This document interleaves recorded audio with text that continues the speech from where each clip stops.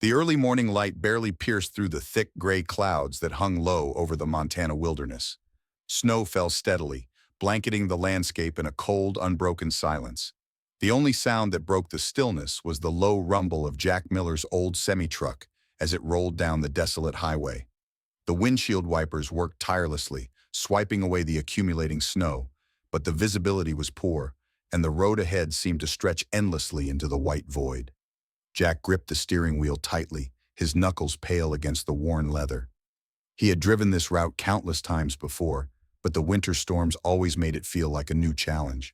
Montana's winters were unforgiving, and the isolation of the open road only amplified the biting cold that seeped into his bones. Jack didn't mind the solitude, though. In fact, he preferred it.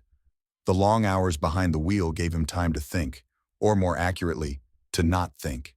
It was easier to focus on the hum of the engine and the rhythm of the road than to dwell on the memories that haunted him.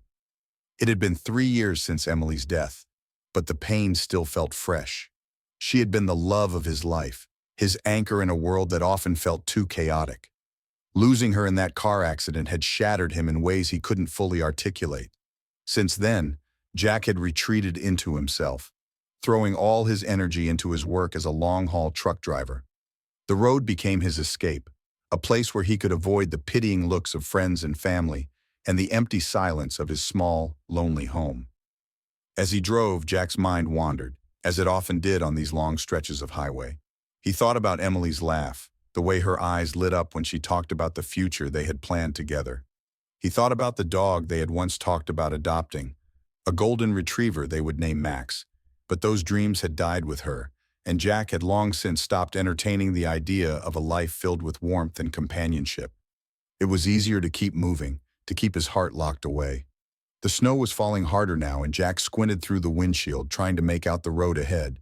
The highway was eerily empty, as it often was in these remote parts of Montana. Most people had the sense to stay off the roads during a storm like this, but Jack had a delivery to make, and deadlines didn't care about the weather. He adjusted his grip on the wheel and leaned forward slightly, his eyes scanning the whiteness for any signs of danger. That's when he saw it, a dark shape on the side of the road, barely visible against the snow. At first, Jack thought it was just a pile of trash, maybe something that had fallen off a passing truck. It wasn't uncommon to see debris along these stretches of highway, especially in the winter when cleanup crews were scarce. He considered driving past it. He was already behind schedule, and stopping would only delay him further. But something about the shape caught his attention. It wasn't just a pile of trash. It was too deliberate, too still. Jack slowed the truck, his tires crunching against the snow-covered asphalt. As he drew closer, the shape became clearer, and his heart sank. It wasn't trash. It was a dog, a large dog lying in the snow. Jack pulled the truck to a stop on the shoulder of the road and turned on his hazard lights. For a moment, he sat there staring at the motionless figure through the windshield. He didn't want to get involved. He told himself it wasn't his problem. But then he saw it, the faint rise and fall of the dog's chest. It was alive. With a heavy sigh, Jack grabbed his coat from the passenger seat and stepped out into the freezing wind. The cold hit him like a slap, and he pulled the coat tighter around himself as he trudged through the snow toward the dog. As he got closer, he realized it wasn't just one dog. There were others, 4 tiny puppies huddled against the larger dog's side, their small bodies trembling in the cold. The mother dog, a golden retriever with matted fur and a gaunt frame, lifted her head weakly as Jack approached. Her eyes were filled with a mix of fear and desperation, and she let out a low, pitiful whine. Jack crouched down, his breath visible in the icy air. "Hey, girl," he said softly, his voice barely audible over the wind. "What are you doing out here?" The dog didn't move, but her eyes stayed locked on his, as if she were trying to decide whether he was a threat or a savior. Jack's gaze shifted to the puppies, who were barely moving. Their tiny bodies were half buried in the snow, and their fur was crusted with ice. They wouldn't survive much longer in this weather. Jack hesitated. He wasn't the kind of guy who went out of his way to help strangers, human or otherwise. He had spent the last few years keeping his head down, avoiding entanglements of any kind. But something about the scene in front of him stirred a long-buried instinct. Maybe it was the way the mother dog was trying so hard to shield her puppies from the cold, even though she was clearly on the brink of collapse herself. Or maybe it was the way her eyes reminded him of Emily's, full of quiet strength, even in the face of despair. "Damn it," Jack muttered under his breath. He couldn't just leave them here. He shrugged off his coat and carefully wrapped it around the mother dog and her puppies, bundling them together as best he could. The mother dog didn't resist. She seemed to understand that he was trying to help. Jack scooped them up, cradling the fragile bundle against his chest, and carried them back to the truck. The cab of the truck was warm, but it wasn't enough to counteract the cold that had seeped into the dogs' bodies. Jack placed them on the passenger seat, adjusting the coat to make sure they were covered, and turned the heat up as high as it would go.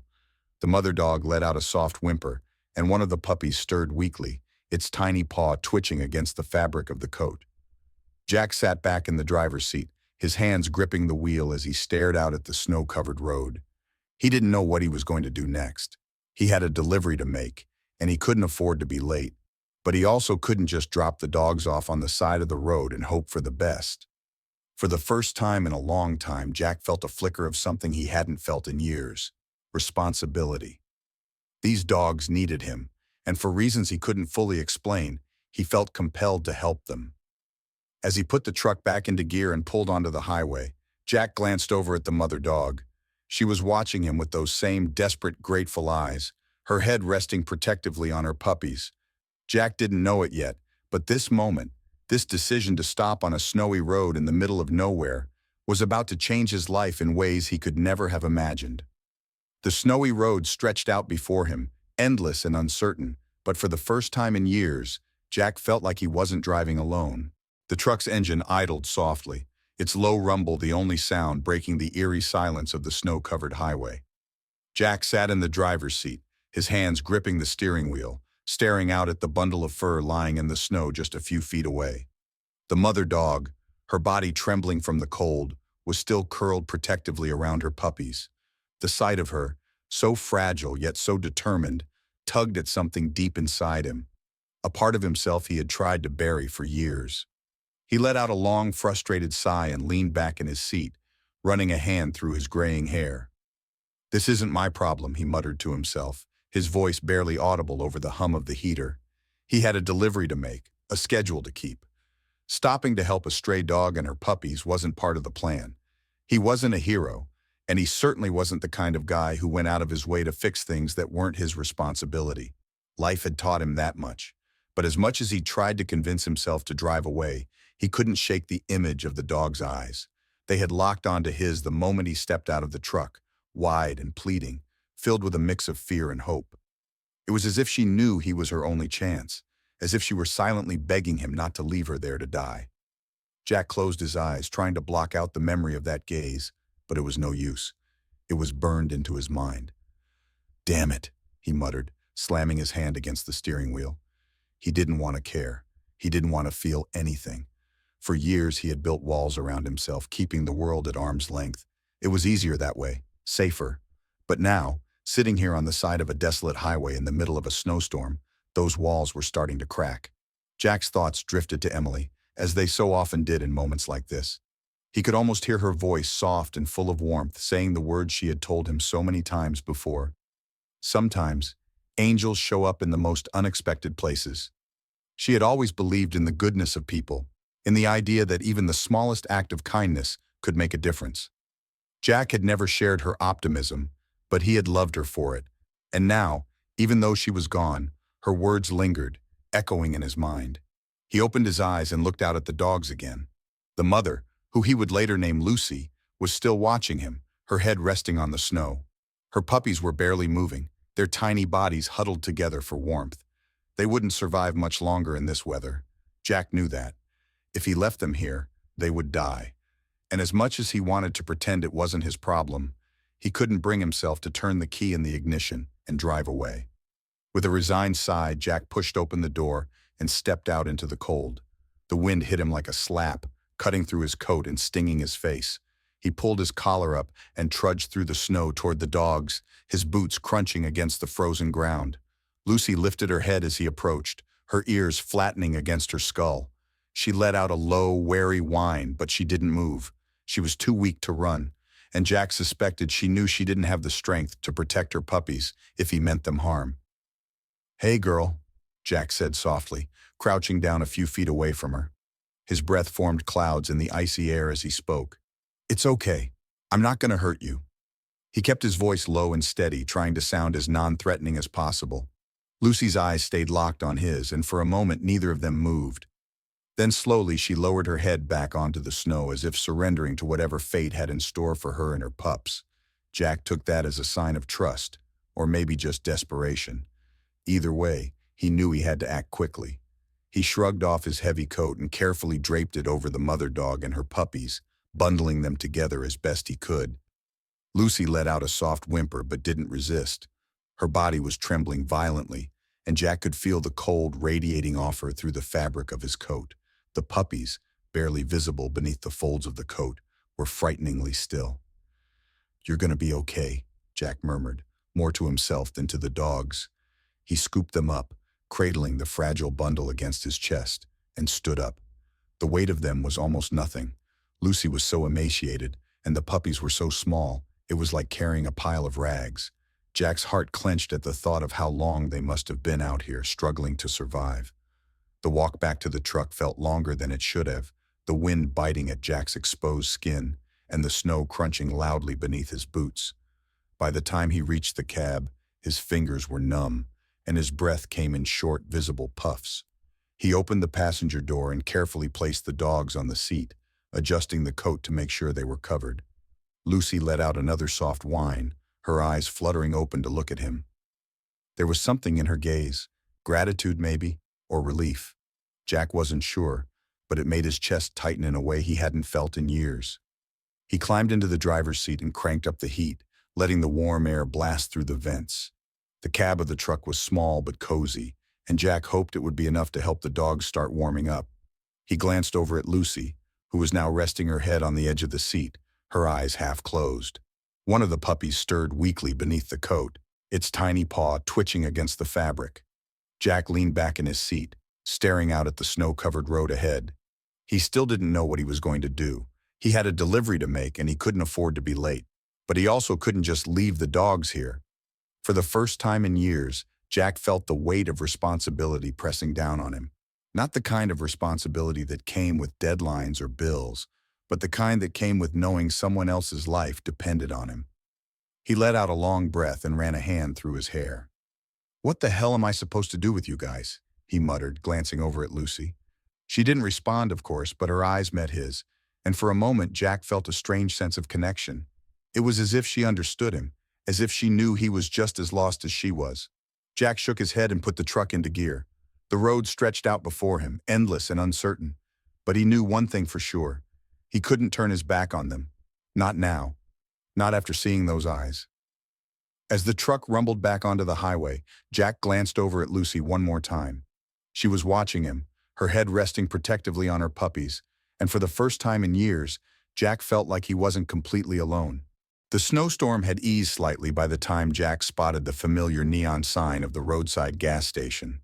The glowing letters flickered faintly against the gray sky, a beacon of warmth and familiarity in the otherwise desolate landscape. Jack had stopped at this station countless times over the years, and while it wasn't much more than a small convenience store with a couple of gas pumps and a garage, it had become a sort of waypoint for him on his long-haul routes.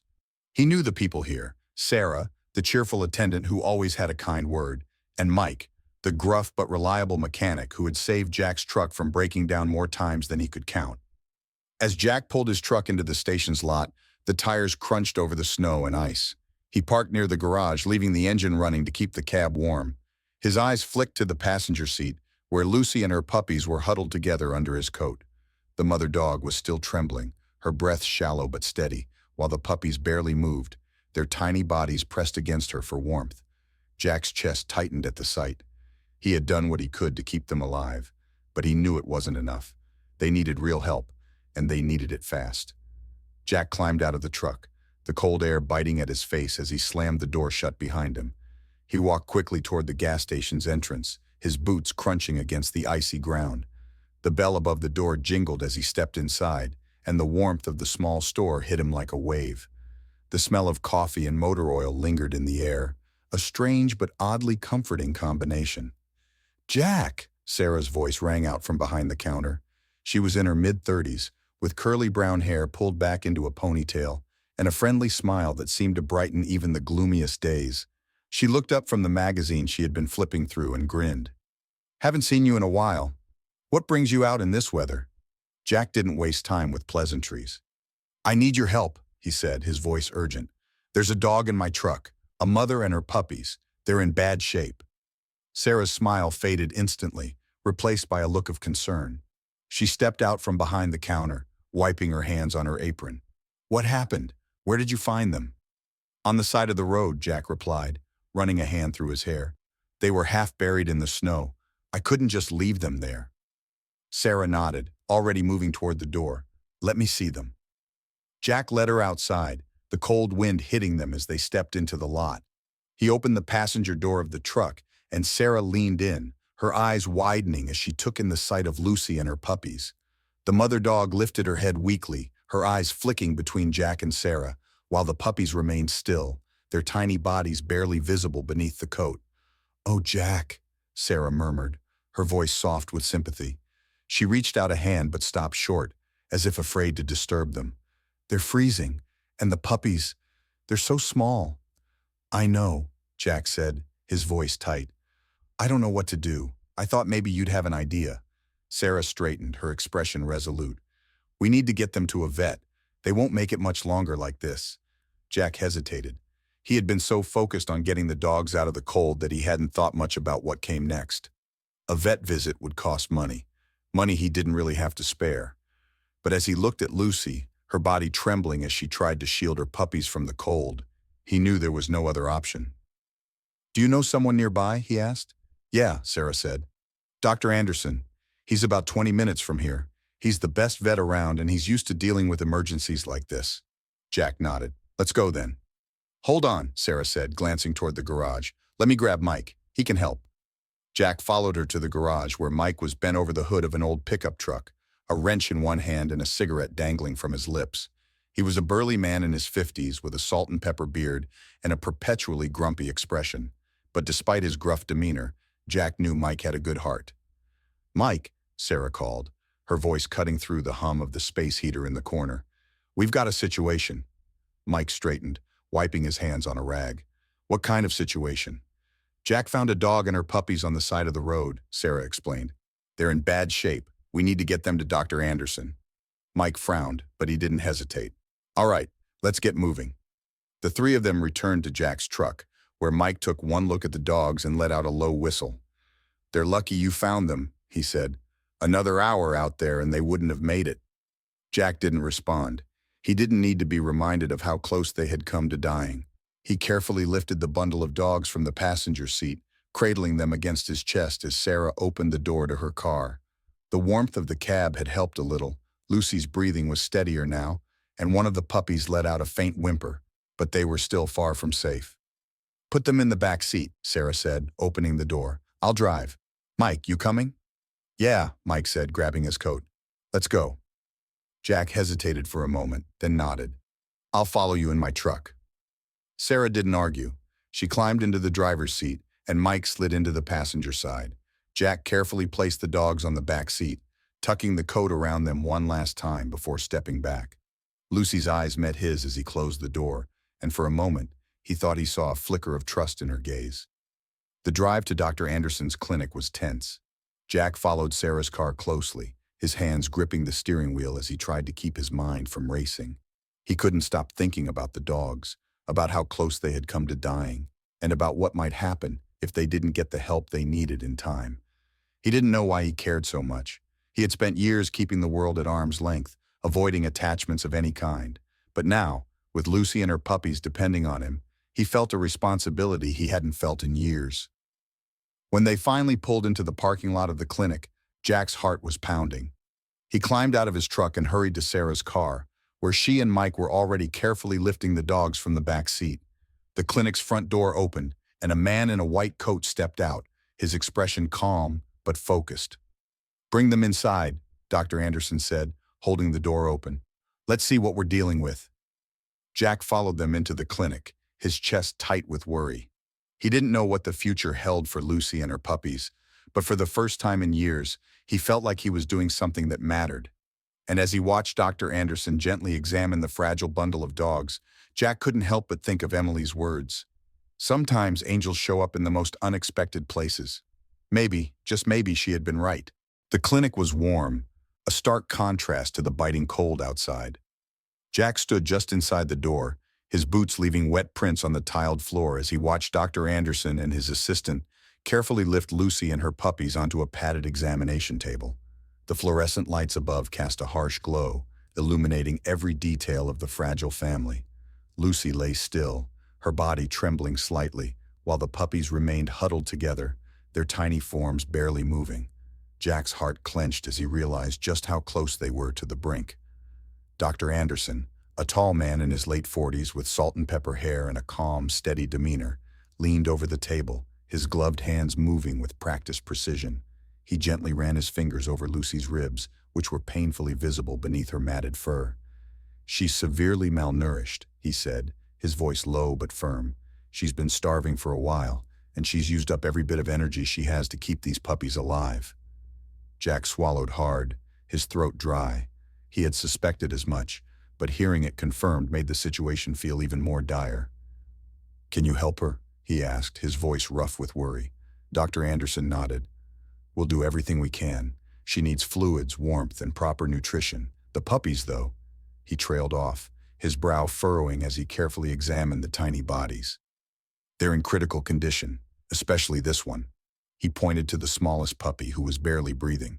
Its fur was damp and patchy, and its tiny chest rose and fell with shallow, uneven breaths.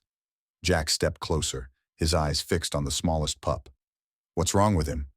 Dr. Anderson sighed, his expression grim. "He's severely underweight, and his body temperature is dangerously low. But the biggest concern is his lungs. I can hear fluid in them. He's got pneumonia. If we don't act fast, he won't make it." The words hit Jack like a punch to the gut.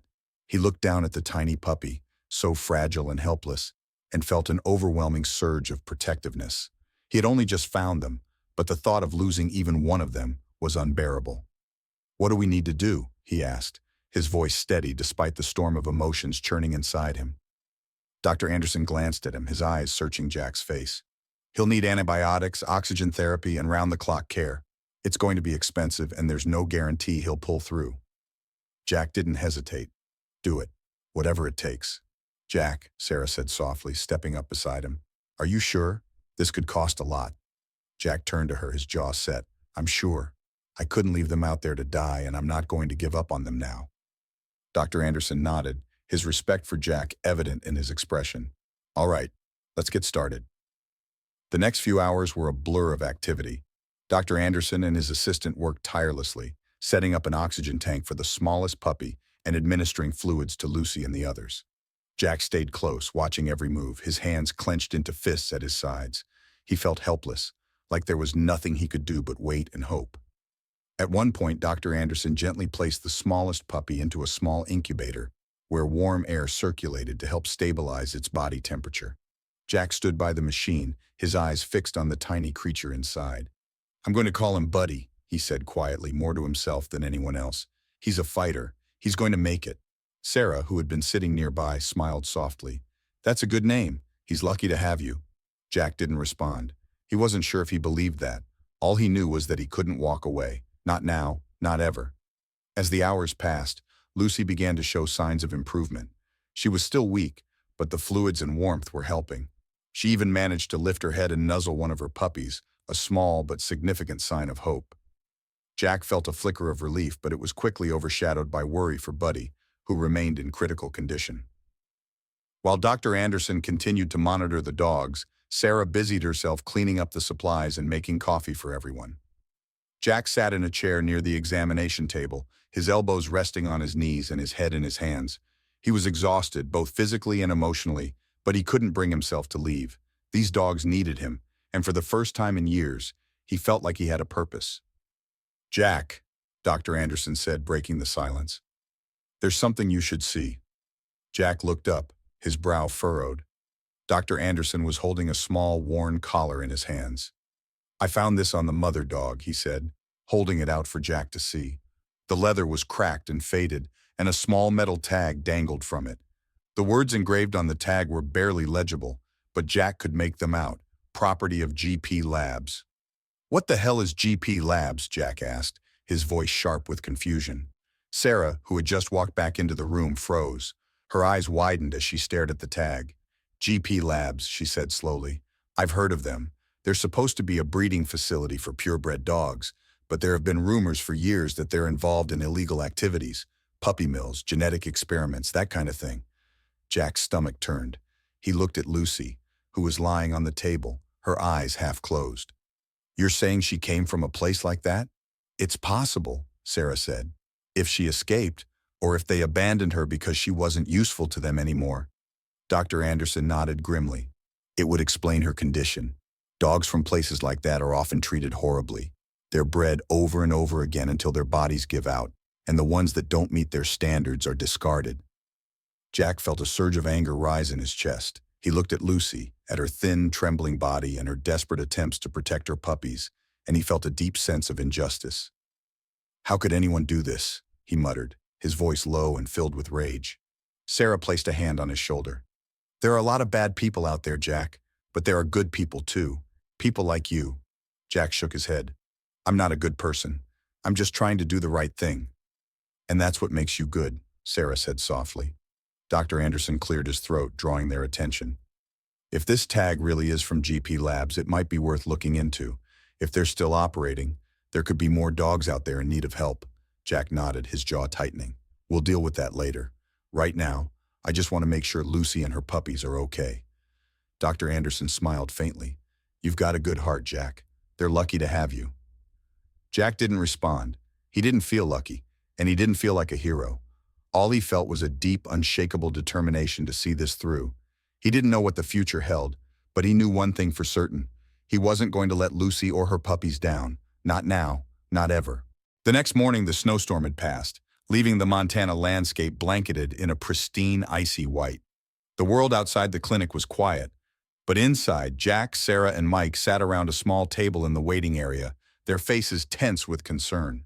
Lucy and her puppies were still under Dr. Anderson's care, and while the mother dog was showing signs of improvement, Buddy, the smallest puppy, remained in critical condition. Jack had barely slept, his mind racing with worry for the dogs and the strange discovery of the tag that read, Property of GP Labs. Sarah broke the silence, her voice low but steady. Jack, I've been thinking about that tag we found on Lucy. GP Labs. I've heard that name before. Jack looked up from his coffee, his brow furrowed. What do you mean? Sarah leaned forward, her hands clasped tightly together. A few months ago, I was volunteering at the local animal shelter. We started seeing an increase in abandoned dogs, mostly golden retrievers just like Lucy. They were all in terrible shape, malnourished, sick, some of them barely alive. At first, we thought it was just a coincidence, but then we started noticing a pattern. A lot of them had scars or signs of medical procedures like they'd been experimented on. And a few of them had tags like Lucy's with the name GP Labs. Mike, who had been sitting quietly, let out a low whistle. That doesn't sound like a coincidence to me. It's not, Sarah said firmly. I did some digging and I found out that GP Labs is supposed to be a breeding facility for purebred dogs. On the surface, they look legitimate. They sell expensive puppies to people all over the country. But there have been rumors for years that they're involved in illegal activities. Puppy mills, genetic experiments, you name it. And when the dogs don't meet their standards, they just throw them away. Jack's jaw tightened, his hands clenching into fists. He thought of Lucy, her thin, trembling body and her desperate attempts to protect her puppies. He thought of Buddy, fighting for his life in the incubator. The idea that someone could treat animals like that, like disposable objects, made his blood boil. Why hasn't anyone shut them down? He asked, his voice sharp with anger. Sarah sighed. It's not that simple. They're a big operation, and they've got money and lawyers to protect them. The authorities have investigated them a few times, but they've never been able to find enough evidence to shut them down for good. And even if they did, there's no guarantee they wouldn't just start up again somewhere else. Jack shook his head, his mind racing. So what are we supposed to do? Just let them keep getting away with it? No, Sarah said firmly. We can't let that happen. But if we're going to do something about it, we need more information. We need proof. Mike leaned back in his chair, crossing his arms over his chest. And how exactly are we supposed to get that? It's not like they're just going to hand over their records. Sarah hesitated, glancing at Jack. I don't know yet, but I think Lucy might be the key. If we can figure out where she came from, we might be able to trace her back to GP Labs. And if we can prove that they're still operating, we can take that information to the authorities. Jack nodded slowly, his mind already working through the possibilities. He didn't know much about investigating illegal operations, but he knew one thing for sure. He wasn't going to let Lucy and her puppies suffer in vain. If GP Labs was responsible for what had happened to them, he was going to make sure they paid for it. Where do we start? He asked.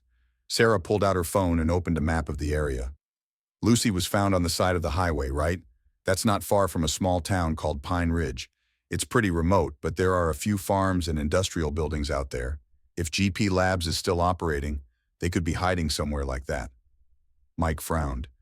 You're talking about going out there and looking for them? That's risky.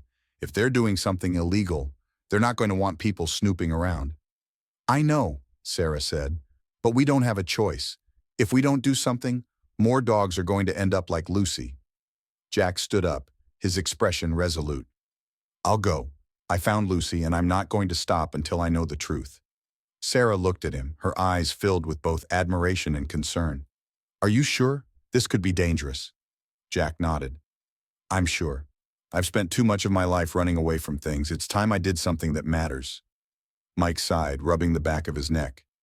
Well, if you're going, I'm coming with you. Someone's got to watch your back. Jack gave him a small, grateful smile. Thanks, Mike. Sarah stood as well, her expression determined. I'll stay here and keep an eye on Lucy and the puppies, and I'll see if I can dig up any more information about GP Labs. If you find anything, call me right away. Jack and Mike spent the rest of the day preparing for their trip to Pine Ridge. They packed warm clothes, flashlights, and a few basic supplies, knowing that the remote area wouldn't have much in the way of resources. Jack also made sure to check in on Lucy and the puppies before they left. The mother dog was resting peacefully, her breathing steady, while Buddy remained in the incubator, his tiny chest rising and falling with each labored breath. You hang in there, little guy, Jack murmured, placing a hand on the glass of the incubator. We're going to make this right. I promise. As the sun began to set, Jack and Mike climbed into Jack's truck and set off toward Pine Ridge. The road was long and winding, cutting through dense forests and open fields that were now covered in snow. The silence between them was heavy, but it wasn't uncomfortable.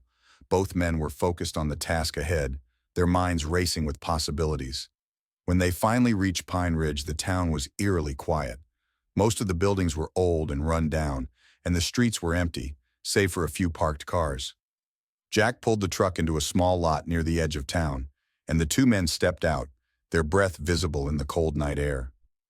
Where do we start? Mike asked, his voice low. Jack glanced around, his eyes scanning the darkened buildings. Let's check the industrial area. If GP Labs is hiding out here, that's where they'd be. The two men made their way through the town, their footsteps crunching softly in the snow. As they approached the industrial district, Jack's heart began to race. He didn't know what they would find, but he knew one thing for sure. He wasn't going to stop until he uncovered the truth. And as they rounded a corner and saw a large, fenced-off building in the distance, its windows glowing faintly in the darkness, Jack felt a surge of determination. This was it. This was where the answers lay, and he was ready to face whatever came next. The morning air was crisp and cold as Jack drove down a quiet, snow-covered road, his truck rumbling steadily along the empty stretch of highway. The events of the past few days weighed heavily on his mind. Lucy and her puppies fighting for survival, the discovery of the GP Labs tag, and the growing suspicion that something far darker was at play. Jack had spent the last few days piecing together what little information he could find, but the deeper he dug, the more questions he uncovered. And now, he couldn't shake the feeling that someone, or something, was watching him. It had started subtly. A black SUV with tinted windows had appeared in his rearview mirror 2 days ago, following him for miles before disappearing when he turned off the main road. At first, Jack thought it was just a coincidence, but the same vehicle had shown up again the next day, parked across the street from the gas station while he spoke with Sarah. He hadn't mentioned it to her or Mike, not wanting to alarm them, but the unease in his gut was growing stronger with each passing hour. Today, the SUV was back. Jack spotted it in his side mirror as he drove, its dark silhouette trailing him at a distance. He tightened his grip on the steering wheel, his jaw clenching. Whoever they weren't trying to be subtle anymore. They wanted him to know they were there. Jack's truck crested a hill, and the road ahead stretched out in a long, empty line, flanked by dense pine trees on either side. He glanced in the mirror again. The SUV was still there, its black paint gleaming in the pale winter sunlight. Jack's mind raced. Should he pull over and confront them, or would that just make things worse? Before he could decide, the SUV suddenly accelerated, closing the distance between them in seconds.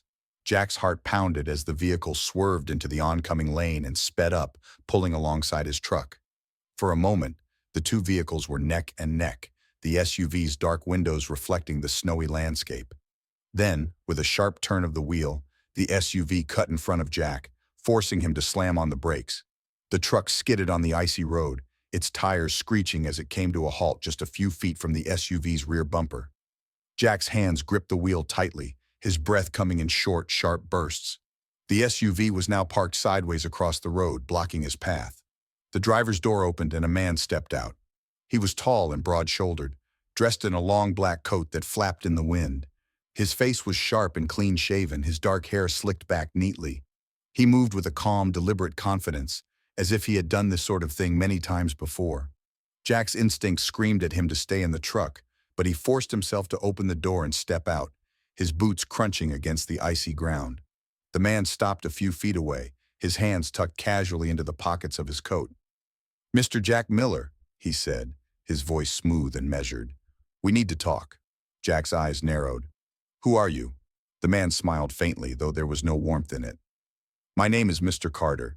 Let's just say I represent certain interests that are concerned about your recent activities." Jack's stomach tightened. "What activities?" Carter tilted his head slightly, his gaze cold and unblinking. "Don't play dumb, Mr. Miller. You've been asking questions about GP Labs. You've been poking around where you don't belong. That's a problem." Jack crossed his arms, his stance defiant despite the unease creeping up his spine. If GP Labs isn't doing anything wrong, then they don't have anything to worry about. Carter's smile widened, but it didn't reach his eyes. "You're a stubborn man, Mr. Miller. I can respect that. But let me give you some advice. Walk away. Forget about GP Labs. Forget about the dog and her puppies. Go back to your life and let this go." Jack's jaw tightened. "And if I don't?" Carter's expression darkened, the faint smile vanishing. He reached into his coat and pulled out a small white business card, holding it out to Jack. "If you don't, things will get complicated. For you and for the people around you." Jack hesitated, then took the card. It was blank except for a single phone number printed in bold black text. No name, no logo, nothing to indicate who or what Carter represented. Jack stared at it for a moment before looking back at the man. "Is that a threat?" "It's a warning," Carter said evenly. "You seem like a smart man, Mr. Miller. I suggest you take it seriously." Jack's fists clenched at his sides. "You think you can scare me into backing down? You don't know me." Carter chuckled softly, the sound low and humorless. "You're right. I don't know you, but I do know what happens to people who dig too deep into things they don't understand. And trust me, Mr. Miller, you don't want to find out." Jack took a step closer, his voice low and firm. "I'm not afraid of you." Carter's smile returned, colder than ever. "You should be." With that, he turned and walked back to the SUV, his movements calm and unhurried. He climbed into the driver's seat and started the engine, the vehicle's low rumble breaking the silence of the empty road. Jack stood his ground, watching as the SUV backed up, turned around, and disappeared down the road, leaving him alone in the cold. For a long moment, Jack didn't move. His mind was racing, his heart pounding in his chest. He looked down at the business card in his hand, the stark black number staring back at him like a challenge. Whoever Carter was, he wasn't bluffing. Jack had no doubt that the man, and whoever he worked for, was capable of following through on his threats. But as Jack climbed back into his truck and started the engine, his resolve only hardened. He thought of Lucy and her puppies, of the scars on her body and the fear in her eyes. He thought of Buddy, fighting for his life in the clinic, and he thought of all the other dogs who might still be suffering because of GP Labs. Carter might have been trying to scare him off, but all he had done was confirm that Jack was on the right track. Whatever GP Labs was hiding, it was big enough to send men like Carter to silence anyone who got too close. And that meant Jack couldn't stop now, not when he was so close to the truth. As the truck rumbled back onto the road, Jack glanced at the business card one last time before shoving it into the glove compartment. He didn't know what lay ahead, but he knew one thing for sure. He wasn't going to back down. Not now. Not ever. The snow crunched under Jack's boots as he stepped out of his truck, the cold air biting at his face. The sun was low in the sky, casting long shadows across the desolate stretch of road where he had first found Lucy and her puppies. The memory of that night was still fresh in his mind. The freezing wind, the sight of Lucy huddled in the snow, and the overwhelming sense of urgency that had driven him to save them. Now, he was back, determined to uncover the truth, no matter the risks. Sarah and Mike had insisted on coming with him. Sarah stood nearby, bundled in a thick coat and scarf, her breath visible in the icy air. Mike was crouched a few feet away, using a small shovel to dig through the snow. The three of them worked in silence, their focus unbroken as they searched the area for anything that might lead them closer to the truth about GP Labs. Jack's mind kept drifting back to the encounter with Mr. Carter. The man's warning had been clear: walk away or face the consequences. But Jack couldn't walk away, not when he knew that Lucy and her puppies weren't the only victims. There were more dogs out there suffering because of GP Labs, and Jack wasn't going to let them get away with it. Over here! Mike's voice broke through Jack's thoughts, pulling his attention to the mechanic, who was now kneeling in the snow. Jack and Sarah hurried over, their boots crunching against the frozen ground. Mike held up a small metal object, brushing the snow off its surface. It was a rectangular tag about the size of a credit card, with the words "Property of GP Labs" engraved in bold, blocky letters. The edges were worn and slightly rusted, but the text was still legible. Jack's heart raced as he took the tag from Mike, turning it over in his hands. "This is it," he said, his voice low but filled with determination. "This is the proof we need." Sarah leaned in to get a closer look, her brow furrowed. "It's the same as the tag we found on Lucy's collar. This proves she came from GP Labs. And it proves they're still operating," Jack added. "If they'd shut down like they were supposed to, this wouldn't be here." Mike stood, brushing the snow off his gloves. "So what's the plan? We've got the tag. What do we do with it?" Jack stared at the tag for a moment, his mind racing. He knew what he had to do, but the thought of it made his stomach churn. "We take it to the police," he said finally. "This is evidence. If we show them this, they'll have to investigate." Sarah hesitated, her expression uncertain. "Do you think they'll actually do anything? GP Labs has money, lawyers. They've gotten away with this for years." "They've gotten away with it because no one's been able to prove anything," Jack said firmly. "But this tag changes that. It's physical evidence that ties Lucy, and who knows how many other dogs, to GP Labs. They can't ignore it." Mike nodded, his expression grim. "All right, let's do it. But we need to be careful. If Carter and his people find out what we're doing." "They won't," Jack said, though he wasn't entirely sure he believed it. "We'll go straight to the police station. No stops, no detours. We'll get this into their hands before anyone can stop us."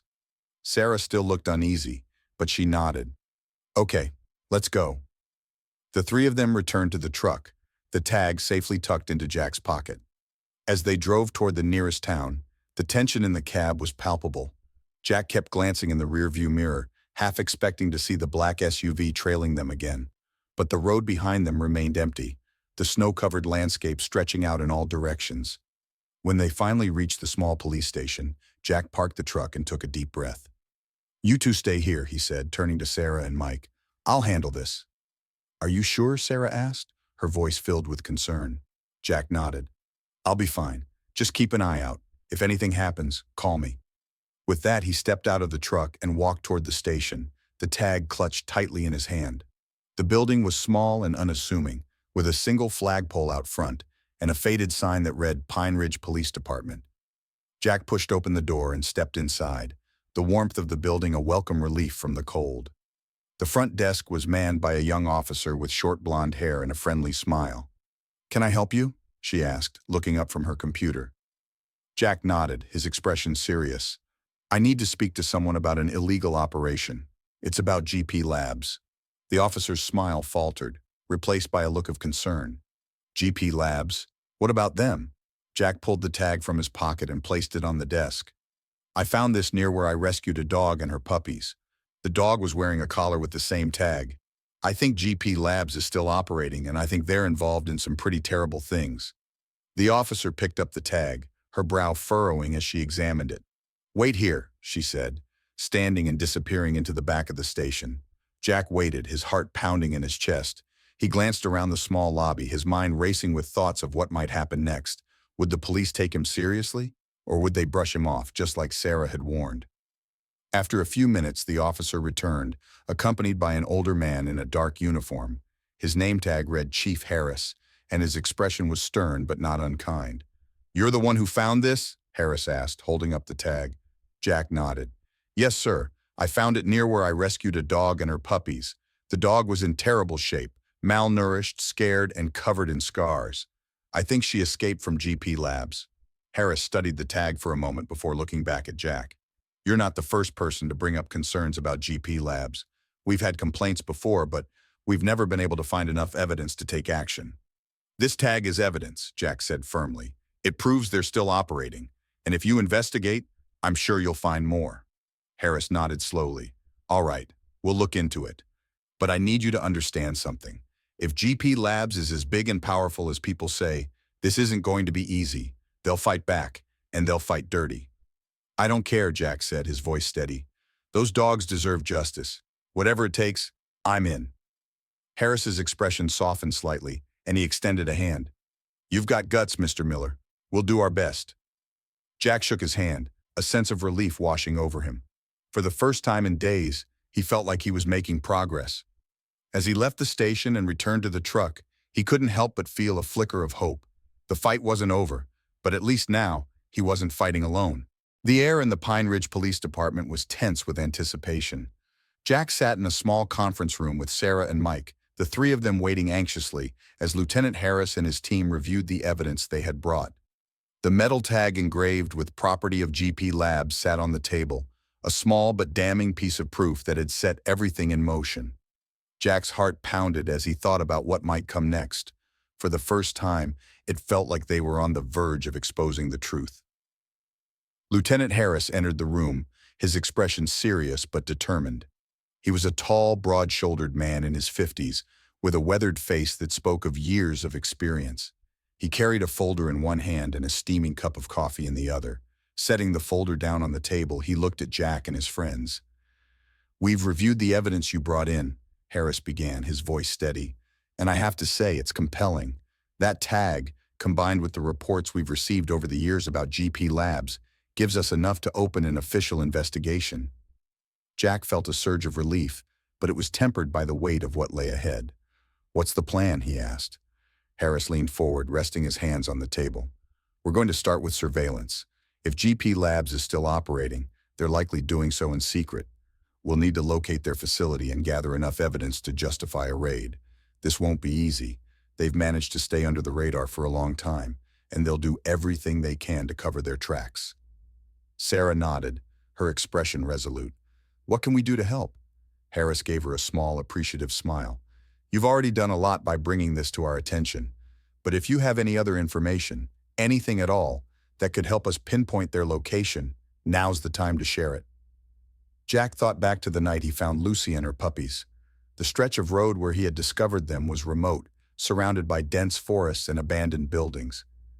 "There's an industrial area near where I found Lucy," he said. "It's mostly empty, but there are a few buildings that could be used to hide something like this." Harris nodded, making a note in his folder. "That's a good lead. We'll start there." The next few days were a whirlwind of activity. Harris and his team began their investigation, conducting surveillance on the industrial area Jack had mentioned. They worked tirelessly, watching for any signs of suspicious activity. Jack, Sarah, and Mike stayed in close contact with the police, providing whatever support they could.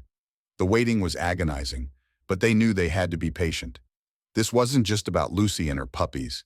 It was about stopping GP Labs for good. Finally, after days of watching and waiting, the breakthrough came. One of Harris's officers spotted a delivery truck entering a seemingly abandoned warehouse late at night. The truck was unmarked, but its movements were suspicious. It arrived under the cover of darkness and left just before dawn.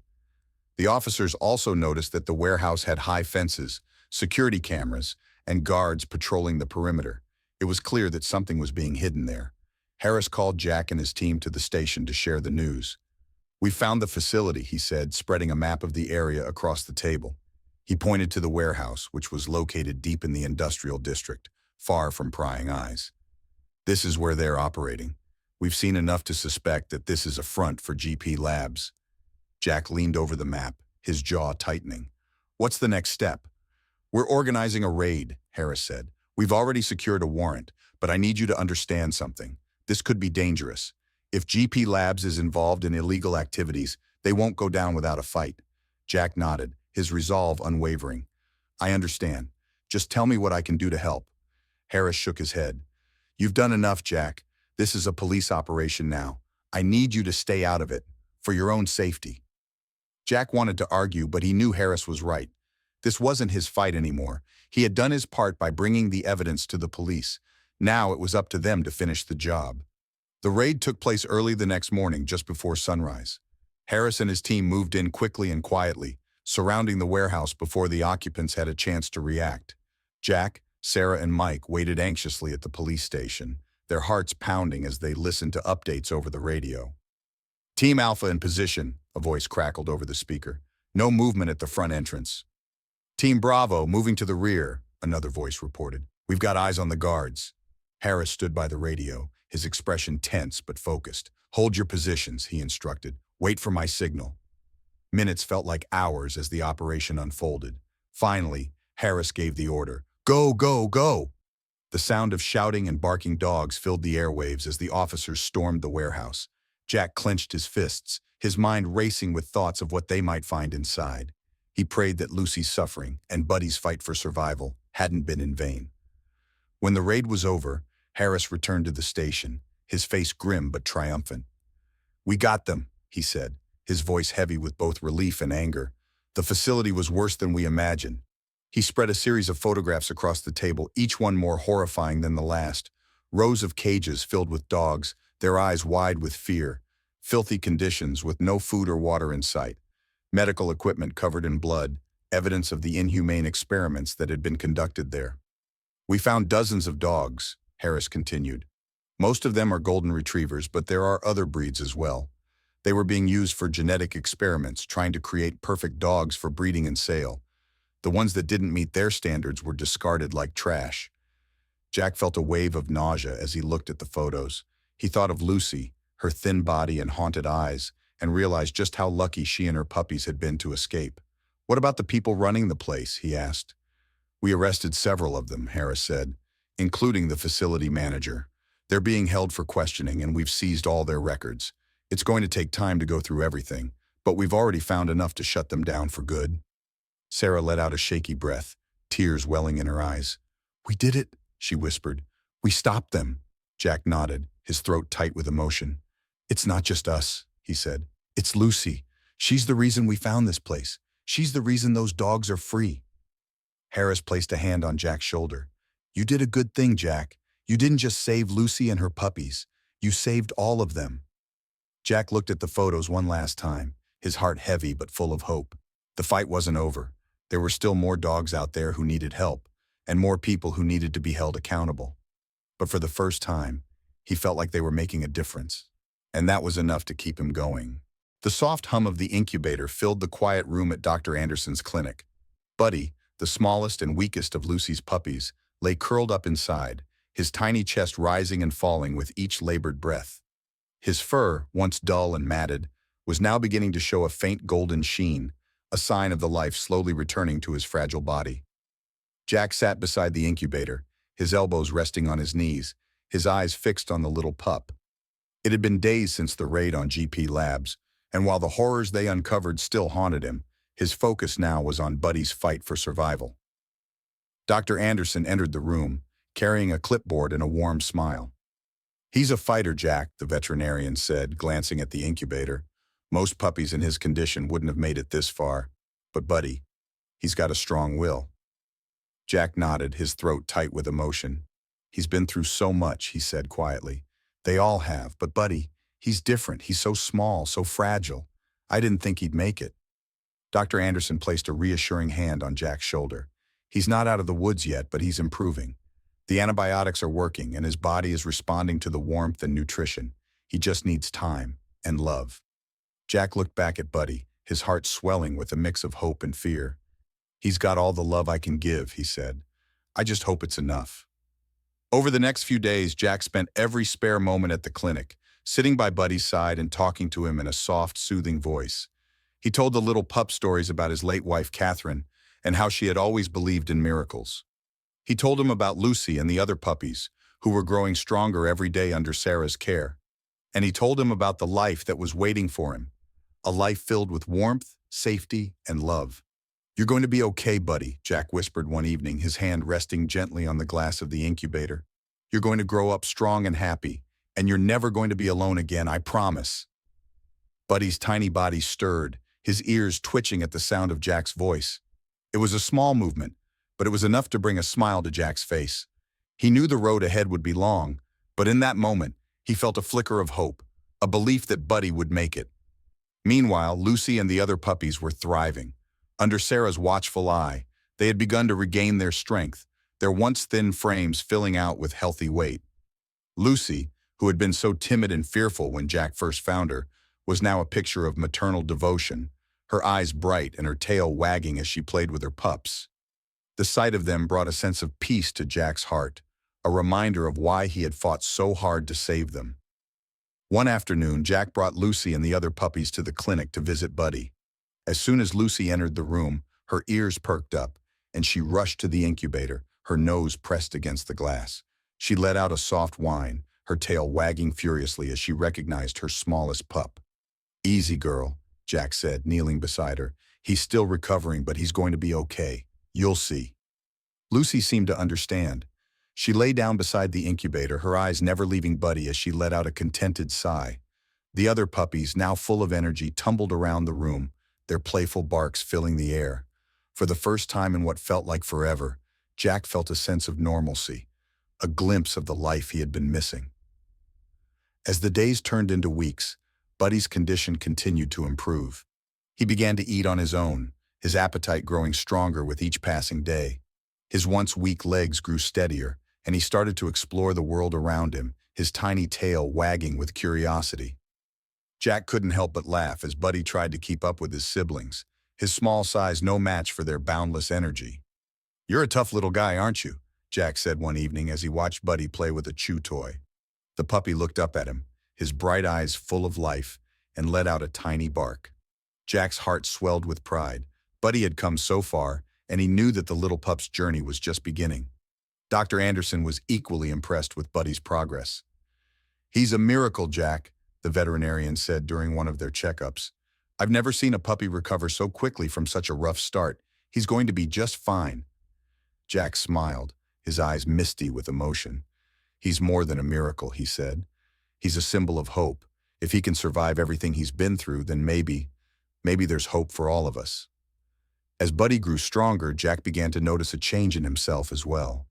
For years, he had been living in the shadow of his grief, his heart weighed down by the loss of Catherine. But now, surrounded by Lucy and her puppies, he felt a sense of purpose he hadn't felt in a long time. They had brought light back into his life, filling the empty spaces with love and joy. One evening, as Jack sat on the porch of his small cabin, Buddy curled up in his lap. He thought about how much his life had changed. The cabin, once so quiet and lonely, was now filled with the sounds of barking puppies and the pitter-patter of tiny paws. The emptiness he had felt for so long was gone, replaced by a sense of belonging. "You saved me, Buddy," Jack said softly, stroking the puppy's soft fur. "All of you did. I thought I was rescuing you, but the truth is, you rescued me." Buddy let out a contented sigh, his small body warm and relaxed against Jack's chest. Jack smiled, his heart full of gratitude. He knew that the road ahead wouldn't be easy. There were still challenges to face, and the scars of the past would take time to heal. But for the first time in a long time, he felt ready to face the future. As the weeks turned into months, Buddy grew into a strong, healthy pup, his once fragile body now full of energy and life. Lucy and the other puppies thrived as well, their playful antics bringing endless joy to Jack's days. The bond between them grew stronger with each passing moment, a testament to the power of love and resilience. Jack often thought about Catherine and her belief in miracles. He knew she would have loved Lucy and her puppies, and he liked to think that she was watching over them, smiling at the life they had built together. In his heart, he felt her presence, a gentle reminder that even in the darkest of times, there was always hope. And as Jack sat on the porch one evening surrounded by Lucy, Buddy, and the rest of the puppies, he realized that his life was no longer defined by loss. It was defined by love, by the family he had found in the most unexpected of places, and for the first time in years, he felt truly alive. The Montana sky was painted in hues of orange and pink as the sun dipped below the horizon, casting a warm glow over Jack's small cabin. The once quiet home, nestled on the outskirts of a sleepy town, was now alive with the sounds of barking, playful yips, and the occasional clatter of paws against the wooden porch. Jack leaned back in his rocking chair, a steaming cup of coffee in his hands, and watched as Lucy and her puppies tumbled around the yard, their golden fur glinting in the fading light. It had been weeks since the raid on GP Labs, and life had finally begun to settle into a new rhythm. The horrors of the past were slowly fading, replaced by the joy and chaos of Jack's new family. Lucy, once timid and frail, now radiated strength and happiness. She chased her puppies around the yard, her tail wagging furiously, her eyes bright with love. The puppies, now healthy and full of energy, darted back and forth, their playful barks filling the crisp evening air. Jack couldn't help but smile as he watched them. His heart, once heavy with grief and loneliness, now felt full, overflowing even. He had made the decision to adopt Lucy and her puppies shortly after the raid, unable to imagine his life without them. They had become his family, filling the empty spaces in his home and his heart. The transformation of Jack's cabin was nothing short of remarkable. What had once been a quiet, almost somber place now felt warm and alive. The living room, which had been sparsely furnished and eerily silent, was now littered with dog toys, blankets, and the occasional chewed-up slipper. The kitchen, once a place where Jack ate his solitary meals, was now bustling with activity as he prepared food for his furry companions. Even the yard, which had been overgrown and neglected, had been transformed into a playground for the dogs, complete with a small fenced area where the puppies could run freely. Sarah and Mike had been instrumental in helping Jack adjust to his new life. Sarah, with her boundless energy and love for animals, visited often, bringing bags of dog food, toys, and treats. She had even helped Jack set up a small dog bed in the corner of the living room, though the puppies seemed to prefer curling up on the couch or in Jack's lap. Mike, ever the practical one, had built a sturdy doghouse in the yard, though Jack suspected it would go unused. Lucy and her puppies had made it clear that they preferred the warmth and comfort of the cabin. "You've got your hands full now, Jack," Mike had joked during one of his visits, watching as the puppies wrestled with each other on the porch. "But I've got to say, I've never seen you this happy." Jack had simply smiled, his eyes soft as he looked at the dogs. "They've given me something I didn't think I'd ever have again," he had said. "A reason to keep going." As the weeks turned into months, Jack found himself reflecting more and more on how much his life had changed. For years, he had been stuck in a cycle of grief, unable to move on from the loss of Emily. His wife had been his world, and when she passed, it felt like the light had gone out of his life. He had retreated into himself, isolating himself from the world, convinced that his best days were behind him. But then Lucy and her puppies had come into his life, and everything had changed. They had brought chaos and noise, yes, but they had also brought love, joy, and a sense of purpose. Jack found himself waking up each morning with a renewed sense of energy, eager to care for his new family. He spent his days playing with the puppies, teaching them basic commands, and taking long walks with Lucy through the woods that surrounded his cabin. The simple routines of caring for the dogs had given him a sense of stability and peace that he hadn't felt in years. One evening, as Jack sat on the porch watching the dogs play in the yard, he found himself thinking about Emily. She had always believed in the power of love and second chances, and she had a way of finding beauty and meaning in even the smallest things. Jack could almost hear her voice, soft and full of warmth, saying, "Sometimes angels appear in the most unexpected places." He smiled at the memory, his heart swelling with gratitude. Lucy and her puppies had been his angels, pulling him out of the darkness and back into the light. They had reminded him that life, no matter how difficult or painful, was still worth living. and in caring for them, he had found a way to honor Emily's memory, a way to carry her love forward. As the sun dipped lower in the sky, Jack stood and walked down the steps of the porch, his boots crunching against the gravel. Lucy trotted over to him, her tail wagging, and nuzzled her head against his hand. Jack knelt down, scratching behind her ears, and looked into her warm, trusting eyes. "You've been through so much, girl," he said softly, "but you never gave up. You kept fighting, for yourself and for your puppies. You're stronger than I'll ever be." Lucy let out a soft bark as if to say, "We're in this together." Jack chuckled and stood looking out at the yard where the puppies were still playing. Buddy, the smallest of the litter, was chasing a butterfly, his tiny legs moving as fast as they could. Jack watched him with a mixture of pride and amazement. Buddy had been so close to death, so fragile and weak, but he had fought his way back. He was a symbol of resilience, a reminder that even in the face of overwhelming odds, life could find a way. As the first stars began to appear in the night sky, Jack called the dogs inside. Lucy and the puppies bounded up the steps and into the cabin, their tails wagging furiously. Jack followed, closing the door behind him and taking a moment to look around the room. The cabin was warm and cozy, the soft glow of the fireplace casting flickering shadows on the walls. The puppies curled up on the rug, their tiny bodies rising and falling with each breath, while Lucy settled into her bed, her eyes half closed in contentment. Jack sat down in his rocking chair, a sense of peace washing over him. For the first time in years, he felt whole. His life wasn't perfect, and he still missed Emily every day, but he had found a new kind of happiness, a new kind of family. And as he watched Lucy and her puppies drift off to sleep, he knew that he was exactly where he was meant to be. "Thank you," he whispered, his voice barely audible. Whether he was speaking to Emily, to Lucy, or to the universe itself, he wasn't sure. But in that moment, he felt a deep sense of gratitude for the love he had lost, for the love he had found, and for the angels who had brought him back to life.